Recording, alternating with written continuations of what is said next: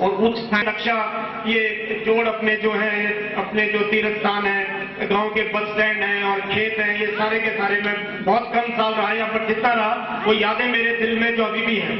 शायद दूसरी या तीसरी जमात में मैं यहाँ इसी स्कूल में पढ़ा कुछ दिन। फिर फादर ने मेरे, जब मैं 4 साल का था तब ये सोचा था कि इसको मैंने अफसर बनाना है। सिर्फ 4 ईयर्स, सिर्फ 4 साल का था और वो आज यहाँ बैठे हैं। उन्होंने बहुत सोचा ऐसा, और ये लेफ्टिनेंट कर्नल फूल कुमार भी उसी सोच की देन है जो वो अफसर बने, और उनकी सोच पे अगर चले तो पता नहीं कहाँ हम पहुंच सकते हैं।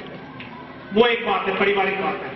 लेकिन जब गांव को मैं देखता हूं और गांव की आबादी देखता हूं और गांव में इतना ज्यादा जोश देखता हूं, तो मैं समझता हूं कि 2-4 चीजें हैं जो हमें करने की जरूरत है गांव में। मेरी फौजी सोच है, मुझे इतना सिविल का आइडिया नहीं है। सबसे पहले तो गांव में एक लाइब्रेरी की सख्त जरूरत है, और जिस दिन ये लाइब्रेरी बनेगी उसमें 11,000 रुपए मैं सबसे पहले डोनेट करूंगा अपने पैसे।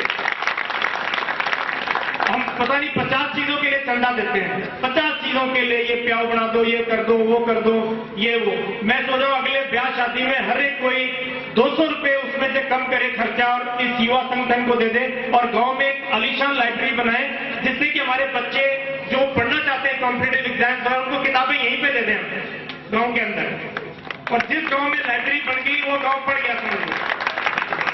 सबसे पहली चीज तो मेरी ये दरखास्त है, जो बड़े बुजुर्ग हैं, जो सरपंच वगैरह हैं, जो गांव की मैनेजमेंट के अंदर की लाइब्रेरी बनाई जाए, और हमारा लक्ष्य होना चाहिए विद इन 1 ईयर ये लाइब्रेरी हम स्टार्ट करें। फिर हम सब जने जो बैठे हैं यहाँ पे, हम सब के साथ अपनी बुक्स देंगे यहाँ पे और उस लाइब्रेरी में डोनेट करेंगे, और वो बहुत बड़ी लाइब्रेरी, पूरे हल्के में नाम हो जाएगा कि एक लाइब्रेरी है, एक बुक का ले पास के अंदर।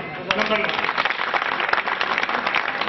दूसरी चीज जो मुझे सख्त कमी लग रही है कि गांव में कोई स्टेडियम नहीं है और कोई खेलने की कोई ऐसी व्यवस्था नहीं है, कोई जिम नहीं है। मेरे ख्याल एक बहुत जरूरत है कि सारा गांव मिलके जमीन देखें, कहां पे जमीन है मुझे इतना आइडिया नहीं है, लेकिन गांव के अंदर चाहे छोटे से स्टार्ट करें, एक स्टेडियम बनाने की जरूरत है, क्योंकि हमारे लड़कों में जान बहुत है। आज जरूरी है कि नौकरी के पीछे भागना, कबड्डी खेलो, आईपीएल में ज्वाइन करो, सीधा जाके कबड्डी प्लेयर बन जाओ, क्रिकेट प्लेयर बन जाओ, कुश्ती करो, बॉक्सिंग करो, बहुत स्कोप है।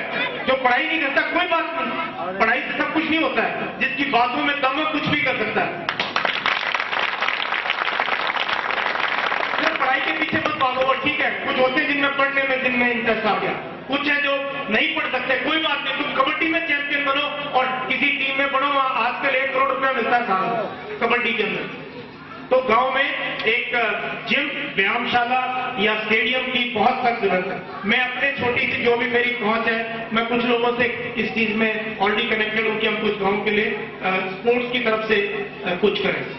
तीसरी जो छोटा सा मेरा मैसेज है वो गांव के लिए ये है कि जो बच्चे गेम में भी नहीं है और पढ़ाई में भी नहीं है, वो मैक्सिमम मैसेज जो इन दोनों चीजों में नहीं है, लेकिन उन्हें कुछ करने की इच्छा है, वो कम से कम कुछ बिजनेस की तरफ सोचो, कुछ एंटरप्रेन्योर बनने की, कुछ अपना काम धंधा करने की स्टार्ट करो।